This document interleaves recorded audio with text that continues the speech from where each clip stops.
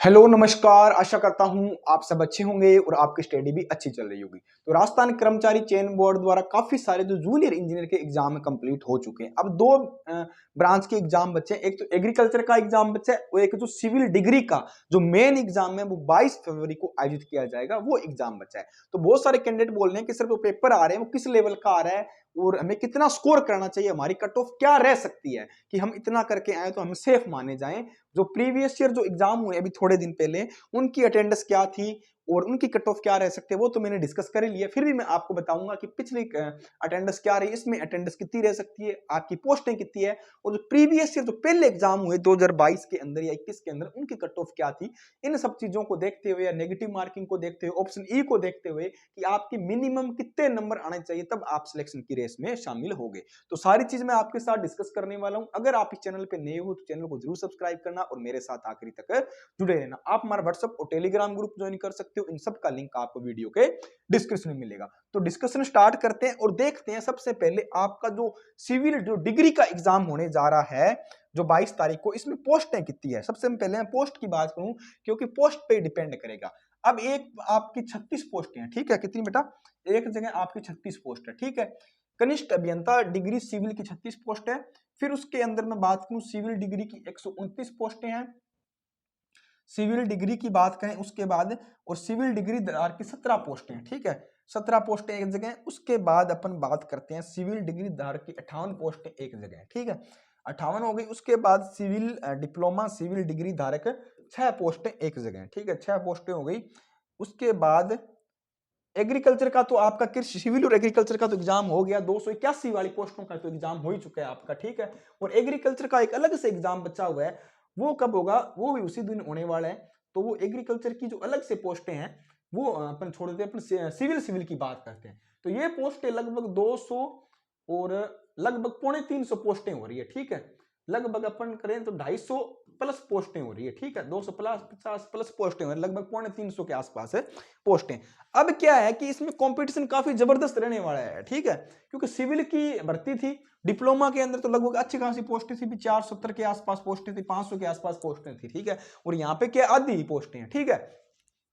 तो बच्चे क्या है बेटा, अच्छा लेवल का पेपर आने की पूरी संभावना है क्योंकि आपका सिविल का कोर ब्रांच है। क्योंकि इलेक्ट्रिकल का जो पेपर होता है ना वो कराता है इलेक्ट्रिसिटी बोर्ड कराता है, तो वो अच्छे लेवल का आता है, ठीक है। तो ये आपका जो जैसे पंचायती राज विभाग हो गया, सार्वजनिक पीडब्ल्यूडी विभाग हो गया या कृषि विभाग हो गया, इनका जो एग्जाम होने वाला है आपका। तो अब पेपर का कैसा लेवल आ रहा है मैं आपको बता दूं। अभी आपने कुछ जो राजस्थान जीके के अंदर कमजोर है उन लोगों को थोड़ा ध्यान देने की बात है, ध्यान से चीज सुनना।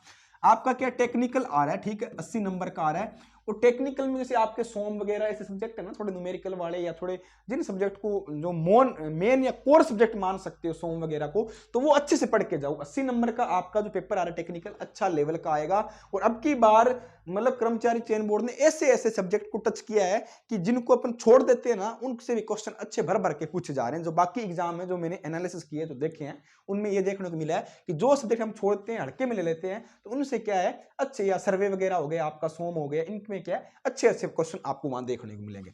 मेन तो बेटा बात है कि इसकी नॉन टेक्निकल की मैं बात करूं, नॉन टेक्निकल के अंदर आपके जो 40 क्वेश्चन आ रहे हैं राजस्थान जीके का आ रहा है, राजस्थान जीके की बात करूं, इसके अंदर आपको, ठीक है, करंट अभी तक जो पेपर हुए हैं करंट के क्वेश्चन नहीं आ रहे। बहुत कम को इक्का दुक्का क्वेश्चन करंट का आ रहा है, वो एक अलग बात है। अभी तक आपने कुछ भी नहीं पढ़ा तो अभी भी आपके पास 4 से 5 दिन है। जो दिशा की बुक आती है, जो प्रीवियस ईयर जो कर्मचारी चयन बोर्ड की जो दिशा की एमसीक्यू बुक आती है बेटा, किसकी, इसमें देखो मेरा कोई उद्देश्य नहीं है, इसमें बुक का मेरा कुछ भी नहीं जाने वाला है।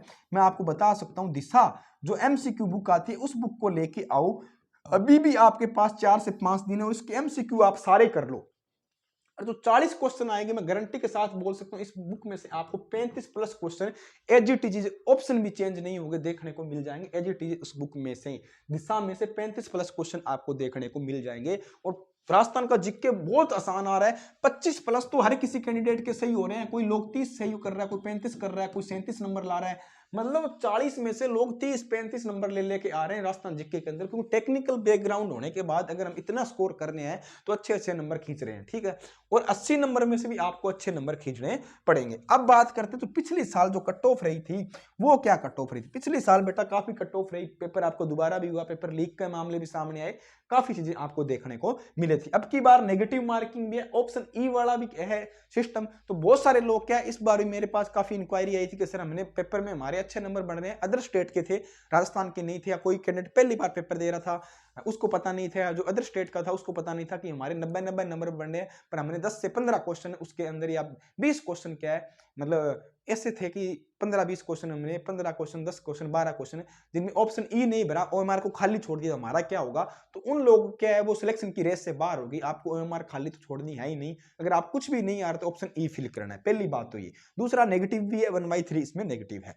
तो अगर आप जनरल कैंडिडेट हो और आप सिलेक्शन लेना चाहते हो तो बेटा आप 100 नंबर के आसपास मतलब 95 से लेके मेरा मानना है 100 नंबर तक तो आप कवर करो, तभी आप सिलेक्शन की रेस के अंदर शामिल होने वाले हो। बाकी डिपेंड करता है अटेंडेंस कितनी रहती है इस पेपर के अंदर। जब पेपर हो जाएगा उसका एनालिसिस भी करेंगे, उसकी अलग से कट ऑफ वीडियो बनाएंगे, आप कमेंट करके ही बताओगे कि आपने कितने क्वेश्चन अटेम्प्ट किए। अभी प्रीवियस कट ऑफ को देखते हुए बता रहा हूं 95 से 100 क्वेश्चन आपके नंबर बढ़ने ही चाहिए अगर आप जनरल हो। ओबीसी वाला कैंडिडेट है तो ज्यादा फर्क नहीं मिलेगा, ओबीसी वाला का 93 से 96 नंबर के बीच में होना चाहिए, ठीक है। ईडब्ल्यूएस कैंडिडेट है तो वो 90 से कितने नंबर लाए? 93 नंबर लेके आए, 90 से 93, ठीक है। ठीक है, ईडब्ल्यूएस की। एमबीसी की बात करूं, एमबीसी कैंडिडेट है तो 88 प्लस नंबर लेके आए, ठीक है बेटा, कितने? 88 प्लस। इसी तरह अगर अपन बात कर रहे हैं एससी और एसटी कैंडिडेट की, एससी और एसटी कैंडिडेट की मैं बात कर लेता हूं, क्योंकि एससी और एसटी कैंडिडेट है तो 85 नंबर उनको लाने चाहिए, तब आप सिलेक्शन की रेस में, क्योंकि आपका जबरदस्त कंपटीशन है, आपका ही पेपर है, सिविल ब्रांच का पेपर है, ठीक है। और सिविल की इसके अलावा कहां भर्ती निकलती है? इलेक्ट्रिसिटी बोर्ड में कोई भर्ती नहीं है, ओनली इलेक्ट्रिकल डिपार्टमेंट की भर्ती है। उसके बाद आपका एसएससी जेईएन का एग्जाम है, राजस्थान में सिर्फ एकमात्र भर्ती है आपके लिए। बाकी आपकी क्या राय है, आपका क्या मानना है, कमेंट करके अपना ओपिनियन जरूर दे। मेरा मानना तो यही है, ये अनुमानित कट ऑफ है, 1-2 नंबर प्लस माइनस ज्यादा हो जाए, 1-2 नंबर तो वो एक अलग बात है, बाकी यही कट ऑफ रह सकती है। बाकी डिपेंड करता है बेटा पेपर कैसा आता है, अटेंडेंस कैसी रहती है, वो एक अलग बात है। जब पेपर होगा अटेंडेंस आएगी तब उसके बाद अपन और डिस्कस करेंगे क्या इसमें कुछ चेंजेस हो सकता है या नहीं हो सकता, ठीक है। तो आज के लिए इतना ही, जैसे ही पेपर होगा कुछ और अपडेट आएगी इस भर्ती संबंधी, राजस्थान की जो भी भर्ती है, कर्मचारी चयन बोर्ड की, रेलवे की, एसएससी की या सेंट्रल लेवल की, सभी भर्तियों की अपडेट आपको टाइम टू टाइम यहाँ पे मिलती रहेगी। चैनल को जरूर सब्सक्राइब करें। आज के लिए इतना ही, जय हिंद, धन्यवाद।